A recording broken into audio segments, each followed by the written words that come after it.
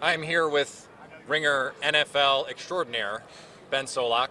And Ben, we have a terrific game coming up here on Sunday. Not the matchup I think anyone thought we were going to get, except for the one guy who hit the crazy parlay that made a bunch of money on all of this. What is the storyline that you're most excited about? I mean, you have to talk about it and write about it all week, but what's the storyline that you're like, yeah, this is the one for me? I think, the quarterbacks are easy, but it is the best one. And it's the fact that they were both pretty formative to their respective teams and to where they are right now. Sean McVay and Zach Taylor were on the same coaching staff, 2017, 2018 with the Rams. Jared Goff offense, right, under center, play action, like what we know this offense to be. And then Taylor went to Cincinnati. They got Joe Burrow. They pretty quickly realized what they could do with Joe Burrow, what he allowed them to do on offense, and they changed the structure of that McVay offense. They went more spread, they went more shotgun because Burrow could handle it. In Los Angeles, McVay moves on from Jared Goff, trades for Matt Stafford, becomes more spread, becomes more shotgun, more drop-back pass, because they knew that Stafford could handle it. It looks different for both of them. Burrow's more quick game, Stafford's more down the field, but both quarterbacks changed the way the offense worked, and it's kind of interesting to see that co-evolution, right? Two separate places, two new quarterbacks in those places, and then how each offensive designer has adjusted around that. It's pretty cool. It's pretty beautiful, too. You wrote a really cool piece a couple weeks ago about the divergence with Kyle Shanahan's offense and the Sean McVay offense. Yeah. Zach Taylor's offense is a little bit different. Matt LaFleur's offense is a little bit different. The offense in Cleveland is a little bit different. What is it about this wide zone scheme that allows it to be so different for everyone? Because it used to be the West Coast, everyone just ran the West Coast offense. It's not like that with this. Yeah, so it's a really good question. So we're gonna put our quarterback under center. We're gonna put our back 8 yards back. We're gonna put out a whole offensive line. We're gonna threaten to run wide zone, right? We're gonna threaten to run to the boundaries to get outside of you with wide zone. What that's gonna force you to do is two things. One, you're gonna have to play with a single high safety. Really, really hard to defend that without an extra number in the box, an extra hat for a gap. So usually you're playing with single high safety. The other thing that's going to do is once we snap it and we have that line start to flow and we have that back start to run and that quarterback turns his back to the defense, your backers have to respect it, right? They have to go. They have to take that first step. They have to flow, right? Is what we would say defensive coaching-wise. They got to flow. So now I know two things you're going to do on defense, generally speaking.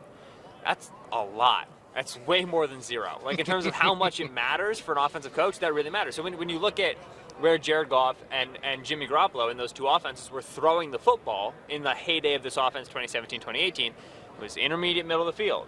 It was in front of the single high safety and behind the linebackers who had to move because we knew that guy was going to be up there and these guys were going to be moving, right? And so it created a formula for offense. It created an if-then sort of, logical path for offense. Defenses started to figure out how to adjust to it, and then the divergent evolution you see is Shanahan solutions versus McVay solutions, and some work better and some don't, and they move on from Goff and they draft Trey Lance, and kind of everything spreads from there. But fundamentally, in Cleveland, in Minnesota with Kirk Cousins, all these offenses, we're saying we're going to put bodies on the line, we're going to run outside zone, and it's going to tell us some certainties about your defense, and that makes our job a lot easier. Let's talk about the coaching carousel because we are getting these dominoes every day. I look at a team like the New York Giants and the staff that they put together. It's fun. With that roster, I don't know, but what has stood out to you about the carousel? Well, it was a bad carousel for minority coaching hires again, which really sucks. It especially sucks because it's all very blatant. It's all very obvious, right? You'd like to be able to say bad cycle for minority coaches, but there was an earnest effort. The same three guys got interviewed for all the jobs. None of them got it. We have Mike McDaniel as our minority hire, which, in and of itself is an interesting conversation. Lovie Smith then gets the Texans job, and that Houston search was a debacle, and unsurprisingly so, given the fact he's running it. And so for the minority coach you have hired, you have McDaniel, who doesn't appear to be a minority coach and doesn't have the same lived experience like a Brian Flores. And then you have Lovie Smith, who just very clearly is the same thing David Culley was. He's a placeholder, and he's not being viewed as a legitimate option. The conversation around the Rooney Rule and the conversation around minority coaching hires continues to be one that's really fun to have in practice. It's fun to talk about on air, here are good ideas and whatever. Let's fill the pipeline. Fundamentally, it's not doing anything, right? There are no repercussions, and that's where you get frustration. That's where you get guys like Brian Flores, who is willing to put his coaching career on the line for the sake of any sort of legitimate movement.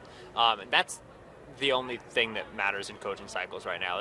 I think Doug Peterson was a good hire. I think Brian Dable was a good hire. But there's going to be good hires. There's going to be good offensive minds in the NFL until the cows come home. What matters right now is making sure that more and more of those coaching hires are black coaches, period. This game is always used as a measuring stick for the rest of the league. What can we learn from these Super Bowl teams that we can implement in our own process, whether it's offensive, whether it's team building? Your background is NFL draft. There are 30 teams thinking about this now. Right. What is a lesson that you see from either of these teams to say, okay, this is something that I think is replicable. This is an important thing that we should look at. Is get stars too dumb and easy, right? Have good players. Yeah, right, exactly. The mid-season acquisitions of Odell and Vaughn saved the Rams. The drafting of Jamar Chase saved the Bengals. And the thing is, like, I don't think Chase is going to be like as good next year as he was this year. It'd be ludicrous if he was. He was incredible this year. Vaughn and Odell were not playing as well in their previous spots, and bringing them in was a risk. So you say get stars, and it feels very easy to say at the Super Bowl, looking at the two teams that are left and their stars.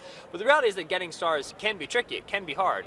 That Penei Sewell, Jamar Chase conversation is still very much there. Sewell was a really good player. We have only 1 year of data. Like, it still is a conversation. So getting stars is a 2-word sentence, and it feels easy, but it's actually really hard. Once you get those stars, then it's a matter of maximizing, right? The Bengals have made the entire plane out of Joe Burrow and Jamar Chase. The Rams' passing offense is night and day what it was under Jared Goff, and that's because not only Matt Stafford, but Odell Beckham Jr. and the emergence of Cooper Kupp. Defensively, the Rams are clearly their star.